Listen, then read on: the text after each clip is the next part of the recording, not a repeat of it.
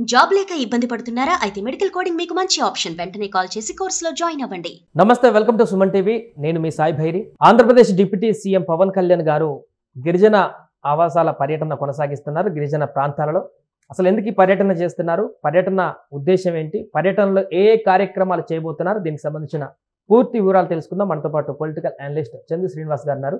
Sir నమస్తే. నమస్కారం అండి. పవన్ కళ్యాణ్ గారు ఇప్పుడు గిరిజన బాట పట్టారు, అడవి బాట పట్టారని చెప్పొచ్చు ఒక రకంగా. అడవి తల్లి బాట. ఎస్. సో ఎన్నికలకు ముందు ఆయన చెప్పినట్టే అరకు కానీ మిగతా ప్రాంతాల్లో గిరిజనులకు ప్రత్యేకమైనటువంటి ప్రాధాన్యత ఇస్తా గిరిజన ప్రాంతాల్లో అని చెప్పినట్టుగానే ఇప్పుడు ఈరోజు పర్యటన కొనసాగిస్తున్నారు అధికారంలోకి వచ్చినటువంటి తర్వాత. ఎలా చూడొచ్చుంటారు ఈ పర్యటన? అంటే స్వాతంత్రం వచ్చి 7 దశాబ్దాలు పూర్తయిపోయింది. అడవుల్లో ఉన్న గిరిజనులకి సరైన రోడ్డు సదుపాయాలు లేవు, అవస్థాపన సౌకర్యాలు లేవు, మెరుగైన వసతులు లేవు.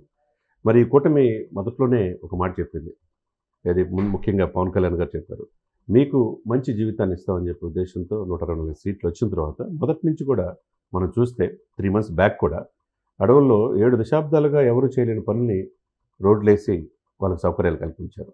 ఇప్పుడు కూడా గర్భిణీ స్త్రీలు డోలీలో తీసుకెళ్లే పరిస్థితి నుంచి వాళ్ళకు ఒక మంచి మెరుగైన సమాజం, అందరూ ఒకటే అయిన సమానత్వాన్ని పవన్ కళ్యాణ్ ద్వారా చూపించారు. ఎందుకంటే అటవీ శాఖ మంత్రి కూడా ఆయనే కాబట్టి.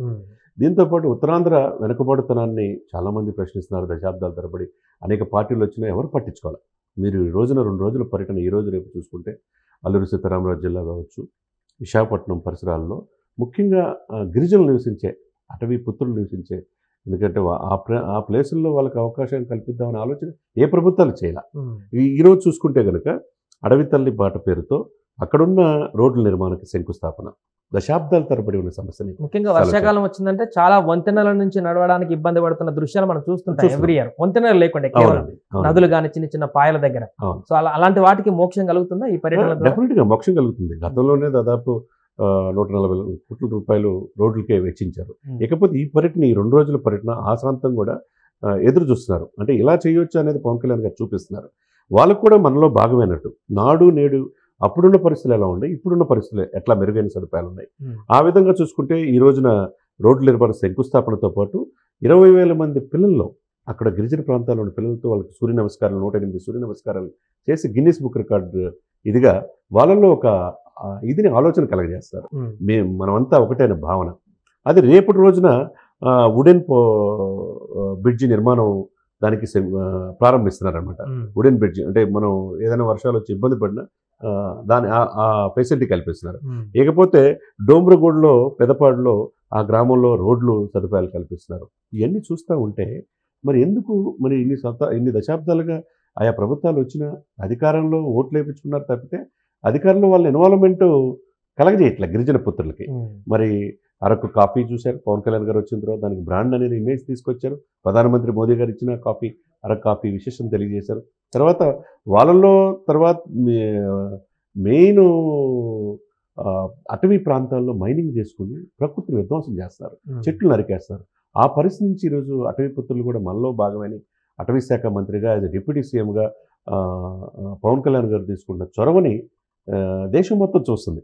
ముఖ్యంగా ప్రధాన ప్రతిపక్ష, అధికార పక్షం ప్రధాన ప్రతిపక్షం అని లేకుండా వాళ్ళు కూడా విమర్శనవాదులు కూడా ప్రశంసించే స్థాయికి వచ్చారంటే మరి దాన్ని అభివృద్ధి అనే మనం అనాలి కదా. మరి ఎవరు భయపడి అక్కడ పోవాలంటే నక్సల్స్ అది మనం తెలుసు. మనం చూసుకుంటే ఉత్తరాంధ్ర ఆ బార్డర్ చూసుకుంటే ఛత్తీస్గఢ్ అడవుల్లో అనేక మంది ఎన్కౌంటర్లు అంతకుముందు జరిగినాయి. అనగా అనేక మంది ఆఫీసర్లు కూడా భౌతికంగా లేకుండా చేశారు. మరి అటువంటిది భయం అనేది లేకుండా వాళ్ళలో మేము ఉన్నామనే భరోసా కలిగించడం, తర్వాత అటవీ ఉత్పత్తుల్ని బహిరంగ మార్కెట్లో అమ్ముకునే చేయటం, వాళ్ళకు మార్కెట్ కల్పించడం.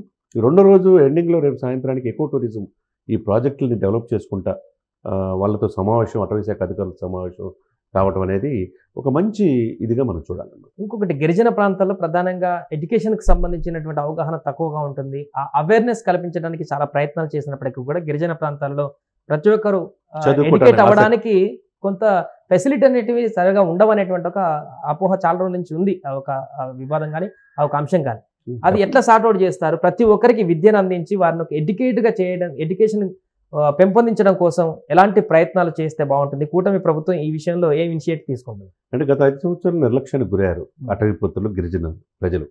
మరి ఇప్పుడు గతంలో పోటీ చేసిన ఇప్పుడు పాడేరు, అరకు ప్రాంతాల్లో కూడా మనం చూసాం వైసీపీ ఎమ్మెల్యే గెలిచారు. మరి ఎందుకని గత 5 సంవత్సరాల్లో వాళ్ళు అభివృద్ధి చేసినా ఎందుకు చేయలేకపోయారు? అయినా కానీ అటవీ ప్రభుత్వం వాళ్ళు గెలిపించిన ఉత్తరాంధ్రలో 2 సీట్లు కూడా ఆ దిశగా వాళ్ళు మెరుగైన సదుపాయాలు ఉన్నాయంటే అవస్థాపన సౌకర్యాలు లేవు. వాళ్ళ పిల్లలు చదివించుకోవడానికి ఒక భరోసా లేదు. మరి వాళ్ళు ఒక అవగాహన కల్పించి వాళ్ళ చైతన్యం తీసుకొచ్చి ఈ యొక్క ఆఫీసర్స్ అందరూ కూడా మొదటి నుంచి కూటమి వచ్చిన తర్వాత ఈ 8 నెలలు చేసింది ఏంటంటే వాళ్ళను ఒక నమ్మకాన్ని కలిగించడం, వాళ్ళు అటవీ ఉత్పత్తుల్ని మార్కెటింగ్ చేస్తామని చెప్పి కలిగించడం, వాటిలో రోడ్లు వేయటం, తర్వాత హాస్పిటల్ సౌకర్యం కల్పించడం, ఇవన్నీ కూడా చేసే తల్లికి వాళ్ళ పిల్లలు చదివించుకోవాలన్న ఆకాంక్ష వాళ్ళలో కూడా కలిగేటట్టు ఈ ప్రభుత్వం చేయగలిగింది. కాకపోతే 7 దశాబ్దాల్లో చేయలేనిది రోడ్లు, బ్రిడ్జీలు ఇవన్నీ వస్తున్నాయంటే మరి అందరూ కూడా అభినందించాల్సిన అంశమే కదండి. ఈరోజు 20,000 మంది పిల్లలతో సూర్య నమస్కారాలు చేయటం అంటే మామూలు విషయం కాదు కదా. ఇవన్నీ కూడా ఏంటంటే వాళ్ళల్లో చైతన్యం తీసుకొచ్చి మనమంతా ఒకటే, ఇది ఒక సమాజంలో మనమంతా ఒక కుటుంబం అనే భావన కలిగించినప్పుడే ఇవన్నీ కూడా వాళ్ళు కూడా ఆసక్తి ఉంటుంది, చదువుకోవాలన్న జిజ్ఞాస కలిగి ముందుకెళ్ళే అవకాశం స్పష్టం. ఇప్పుడు ఆల్రెడీ కొన్ని బ్రిడ్జ్లు కానీ మీరు అన్నట్టు ఉడెన్ వంతెనకు కానీ ఇప్పుడు ప్రారంభోత్సవాలు చేస్తున్నారు, కొన్ని కార్యక్రమాలు ఇంకా చేస్తున్నారు. ఇవి కాకుండా ఈ పర్యటనలో డిప్యూటీ సీఎం పవన్ కళ్యాణ్ గారి నుంచి ఏమైనా ఎక్స్పెక్ట్ చేయొచ్చా? డెఫినెట్గా ఇదేనే కాకుండా నిన్న 140 కోట్లతో మనం చూసాం 2 నెలల క్రితం. అదే విశాఖపట్నం 2 రోజులు మన్యం జిల్లాకి వెళ్ళింది. ఇప్పుడు అల్లూరు సీతారామరాజు మన్యం జిల్లాతో పాటు అరకు పరిసర ప్రాంతాల్లో ముఖ్యంగా అటవీ ఎక్కువగా ఉన్న పరిసరాల్లో ఇప్పుడు మొక్కలు పెంచాలి, అటవీ సంపదను కాపాడాలంటున్నాడు అటవీ శాఖ మంత్రి. అదే సమయంలో గిరిజనులకి ఈ యొక్క ప్రభుత్వంలో భాగస్వామ్యం కల్పించి వాళ్ళ యొక్క ఉత్పత్తులు ఏదైతే అటవీ ఉత్పత్తులు బహిరంగ మార్కెట్లో వచ్చేట్టుగా మంచి రేటు వచ్చేట్టు చేయటం వల్ల ప్రపంచం అంతా వాళ్ళ వైపు చూసేట్టు చేయగలుగుతున్నారు. ఇంకా రాయితీలు ఏ విధంగా ఉన్నాయి, ఎకో టూరిజం ప్రాజెక్ట్ డెవలప్ చేయడానికి, వాళ్ళతో సమావేశం అవడానికి, అధికారులతో వాళ్ళు సమన్వయం ఏర్పాటు చేసి ఎప్పటికప్పుడు వాళ్ళ సమస్యలు తెలుసుకుని సమస్యలు సాల్వ్ చేసుకోవడానికి ఒక వేదికని ఏర్పాటు చేస్తున్నట్టుగా స్పష్టంగా మనకు తెలుస్తుంది. Right sir. అదే ప్రస్తుతం AP deputy CM Pawan Kalyan గారు గిరిజన పర్యటన చేయబోతున్నారు, అటవీ ప్రాంతంలో పర్యటన చేయబోతున్నారు. కొన్ని కార్యక్రమాలకి ప్రారంభోత్సవాలు, కొన్నిటికి శంకుస్థాపనలు, మరికొన్నిటికి అక్కడికి వెళ్ళినటువంటి తర్వాత ఏమైనా ఇనిషియేట్ తీసుకొని ప్రకటిస్తారనేది మాత్రం ఉత్కంఠగా నెలకొంది. సుమన్ టీవీలో మీ పర్సనల్ అండ్ బిజినెస్ ప్రమోషన్స్ కోసం కింది నెంబర్కి కాంటాక్ట్ చేయండి. జాబ్ లేక ఇబ్బంది పడుతున్నారా? అయితే మెడికల్ కోడింగ్ మీకు మంచి ఆప్షన్. వెంటనే కాల్ చేసి కోర్సులో జాయిన్ అవ్వండి. జాబ్ లేక ఇబ్బంది పడుతున్నారా? అయితే మెడికల్ కోడింగ్ మీకు మంచి ఆప్షన్. వెంటనే కాల్ చేసి కోర్సులో జాయిన్ అవ్వండి. జాబ్ లేక ఇబ్బంది పడుతున్నారా? అయితే మెడికల్ కోడింగ్ మీకు మంచి ఆప్షన్. వెంటనే కాల్ చేసి కోర్సులో జాయిన్ అవ్వండి.